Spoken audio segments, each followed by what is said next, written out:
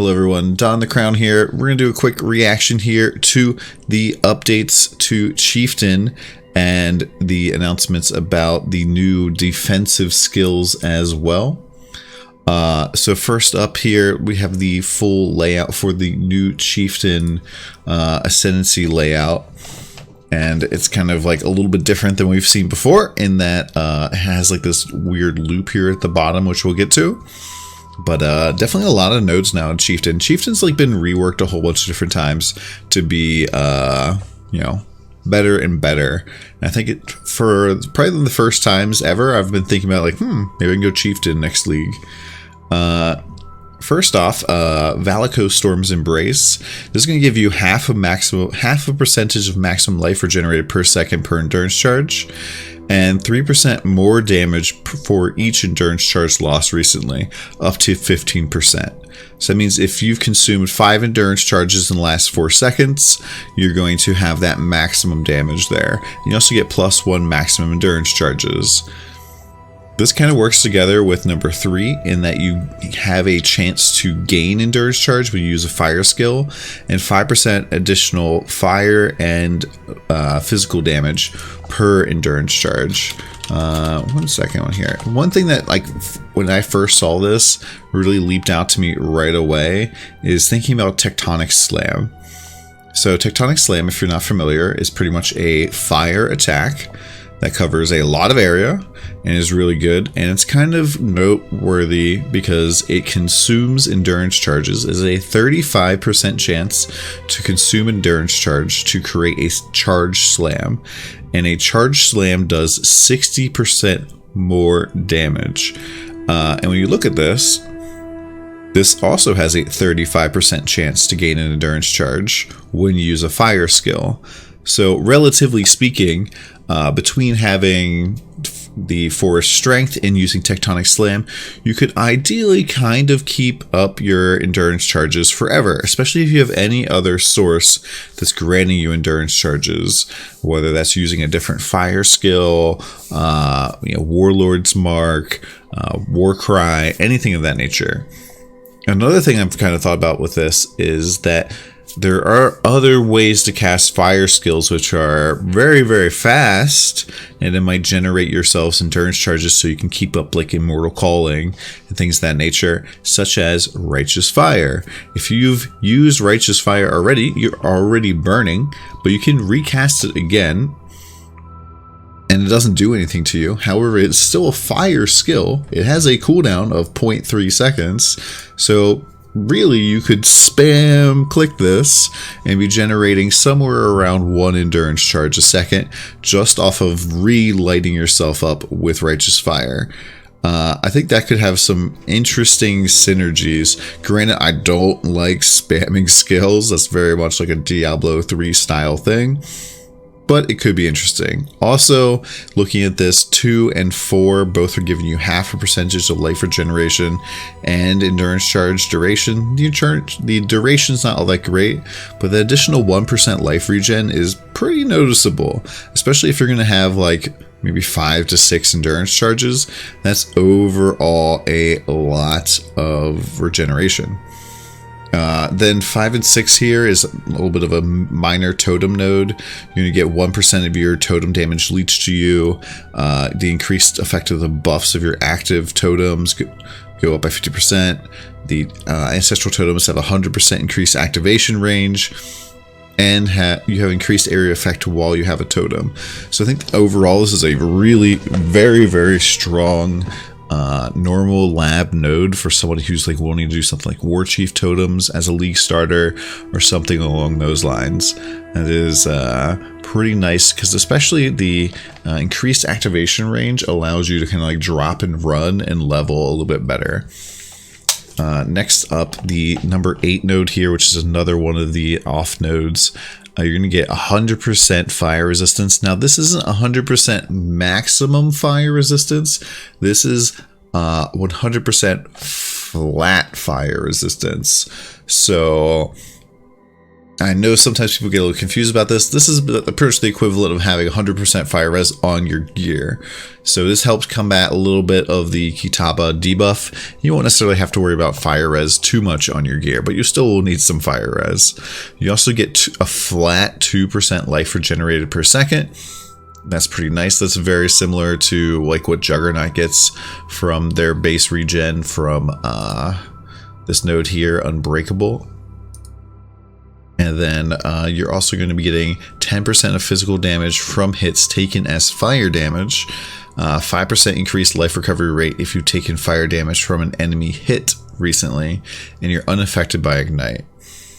So if you're like really going to be pushing into taking fire damage, this could be very, very nice, especially if you're running like additional maximum resistance for fire res.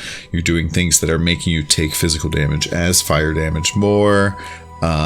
With this, physical damage from hits taken as fire damage pretty much assures that you are going to have this 50% increased life recovery rate anytime you take any sort of physical damage. So that's pretty freaking nice. This might be a nice combine with Righteous Fire here.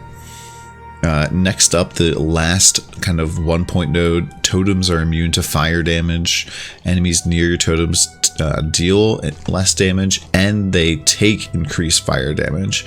Now, just a quick note about this is that when you see that enemies take increased damage, I know it has the increased word, but this is actually a more multiplier. So enemies take increased damage is a more multiplier that's like additive with other sources of itself. So it's a little bit weird, but things like shock, intimidate, champion's worthy foe, this Arongi's Moon's Presence gives you 60% more. These are all additive together and then times together. So this is actually like a pretty noticeable fire and physical damage increase. Then the minor node for this is like more life regen. So Chieftain is really showing to be like a pretty heavy life regen guy right now. Pretty much all of the minor nodes are giving you 0.5% life regeneration, which is very noticeable. Next up, going to Ramako's Sun's Light, which is this one right here. 25% chance to ignite, more burning damage, and damage penetrates 15% fire resistance. Now, I know this kind of looks like a really great Righteous Fire node. However, this is really only a 15% more burning damage, in that penetration only works for hits. So if you are doing any sort of penetration, it only ever works for hits. You cannot like penetrate with Righteous Fire. You can lower the resistance of your enemies, but resistance penetration is a property of hits, and I'll show you here on the wiki in 1 second as I pull that up. We can see here that resistance penetration is a property of hits that reduces the target's effective resistance to specific damage types. So you can't hit with Righteous Fire, unfortunately. So this penetration doesn't matter. The 11-point node here, more fire, increased fire damage, more life regeneration again. And then moving towards number 14, we're going to have fire damage, life regeneration. And then Hinakora's Death's Fury, 1% of fire damage leeches life, and 20% chance to cover rare or unique enemies in ash for 10 seconds on hit, and 10% increased strength. Enemies that are covered in ash have 20% less movement speed and 20% increased fire damage taken. So this kind of stacks additively once again with Arongi Moon's Presence. So that's, you know, a pretty big 20% buff in damage against rare or unique enemies. Also, the 10% strength is really, really nice. This is kind of like a free Zoph's Blood, or at least half of it. Moving down the other side here, we see we have increased fire damage and life regeneration. I'm pretty sure like all of the minor nodes are now life regeneration. And then last but not least, Namahu Flames Advance. 50% of physical damage is converted to fire damage, and every 10 seconds gain 100% of physical damage as extra fire damage for 4 seconds. So it's equivalent like that you're going to be getting like 40% extra physical damage as fire, like overall on the average. This is gonna be pretty nice, since there are several things that give you like half your physical damage as fire, things such as like Tectonic Slam already doing 60% and things of that nature. So I think this is actually a pretty good way to convert all of your damage away from being physical and into elemental. And I think Chieftain overall is looking really, really great. There's a couple different options you do, like things like Onigoroshi I know are very, very popular. Righteous Fire is looking kind of good here. Different types of totems could be potentially good. And Tectonic Slam or even Consecrated Path, all looking great, especially because it has easy way to generate endurance charges, and they're changing the way that Molten Strike is also a thing that could be good for this as well, but they're changing the way that Immortal Call and Molten Shell are working, and so this might have some good interaction with that. Speaking of which, let's talk about Steel Skin and the guard skills.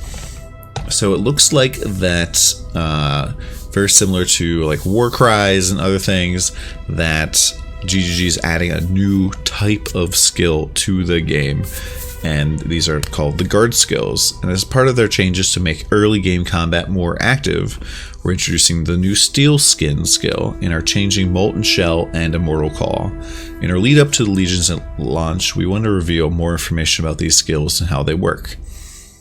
Steel Skin is a new defensive skill which is available very early in the game. It instantly hardens your skin, granting a damage barrier that absorbs 70% of all damage taken. It has a maximum amount of damage it can absorb, which increases as the gem levels up. It only lasts a few seconds and has a short cooldown, so you need to time your use of the skill to protect you from dangerous enemy attacks, which is kind of interesting. It's kind of like a focus skill almost. I've been using focus in this push. I've been using something that like gives you 25% more dodge when you focus, which only lasts for a short period of time, and I've kind of been enjoying that. So like having kind of a short cooldown type of skill that's not a flask might be kind of neat. And Steel Skin's one of these new guard skills alongside Molten Shell and Immortal Call. These skills are all instant and they all share a cooldown with each other, which won't expire while any of them are active. So you can't like cheese shenanigans, keep up Molten Shell or Immortal Call forever. And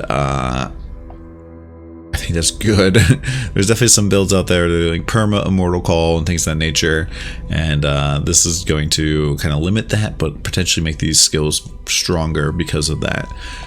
So both Molten Shell and Immortal Call have received significant changes which give them more active playstyle that rewards quick reaction times. However, they're still triggerable if you prefer them to use them more mindlessly. Like most people are doing, like cast when damage taken, increased duration, and Immortal Call. And honestly, like Molten Shell has been rather bad for a long period of time, so it'll be interesting to see like how they make it way better. Molten Shell will now grant armor while active and a damage barrier that absorbs 75% of damage taken. The maximum damage that it can absorb is based off 20% of your total armor, making it a powerful choice for high armor characters. It also lasts slightly longer than Steel Skin. And also absorbs its maximum damage, or when it absorbs the maximum damage, or when the duration ends, all of the absorbed damage is dealt as reflected damage in an area around you with a large damage multiplier. That is actually really cool because that's like potentially a lot of damage, but also if you have armor in the past, armor doesn't really do anything for elemental damage or even chaos damage, but this absorbs 75% of damage taken. This doesn't say physical damage, this is all types of damage taken. So I think this is going to be really, really great if you have a lot of armor, because let's say you have like 20,000 armor that can absorb up to 4k hit, which is, you know, something that does happen a lot. Like if you're doing things like Abyss or things of that nature, and then you get hit really hard and then boom, you explode back out and you probably kill everything that is around you. Now, of course, it has to have a large damage multiplier, because as a player, you end up putting out a lot more damage than what you ends up coming into you, because like you have builds out like 2-3 million DPS, you know, doing a couple thousand damage in return, not all that great. So it'd be pretty good. It'd be interesting to see how Molten Shell gets balanced for PvP, which doesn't really happen. Like PvP is not really part of this game, but I could definitely see them like forgetting to balance it for this way. You just flip on Molten Shell and then just absolutely blast somebody down with it.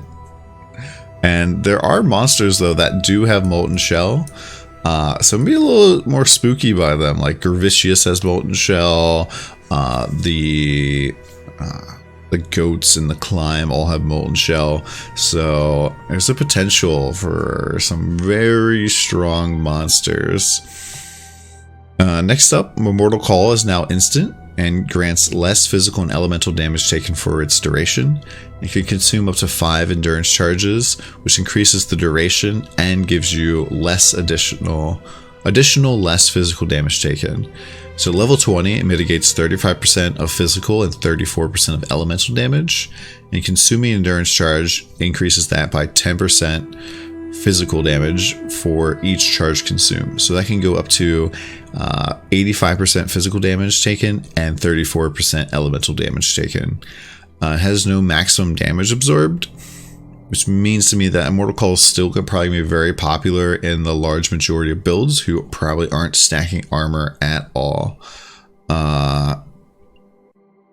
Definitely still want to time this though, and getting up to 5 endurance charges on a lot of builds is kind of difficult. Like I know a lot of my builds don't even stack endurance charges at all, but still like just doing a raw like 35% less damage taken is pretty good.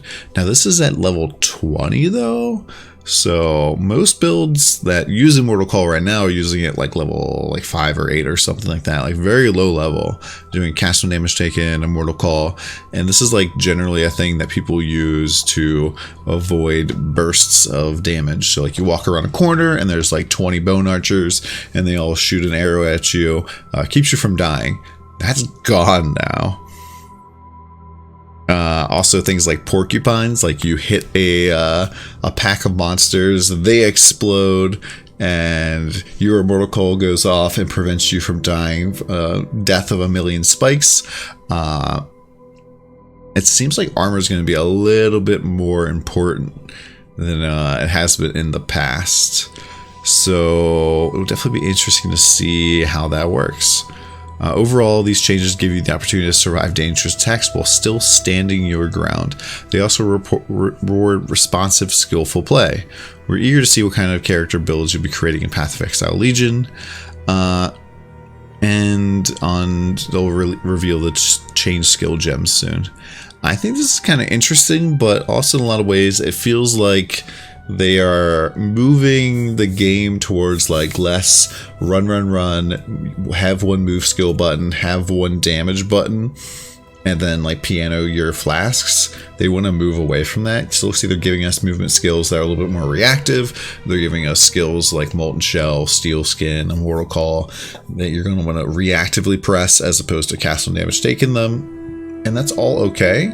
However, I feel like the clear speed relatively would probably need to be pulled down a little bit. Otherwise, you just be using it on cooldown. Like, my Immortal Call is off cooldown, press it again, because it's really hard to tell when you're going to take damage anyways, because you're going so freaking fast. I'm not sure what they're going to do about that, but overall, it seems like these could be some good changes. These will definitely be nerfs to caster builds and builds that aren't stacking armor at all and are just doing straight ES are definitely going to be taking more damage now. So it'll be interesting to see how these develop and see what other changes they've made so far. But yeah, that's my thoughts. If you have any questions about how this works, feel free to stop by my channel. If you think that, what are your thoughts on this? Like, which one of these skills are you excited about? Are you excited about Chieftain at all? Like, what skills did I kind of miss? Are you going to be playing Tectonic Slam, Righteous Fire, RF Totems? Like, let me know in the comments or come by the channel and come talk about it. Hope you guys have a great day. We'll see you soon.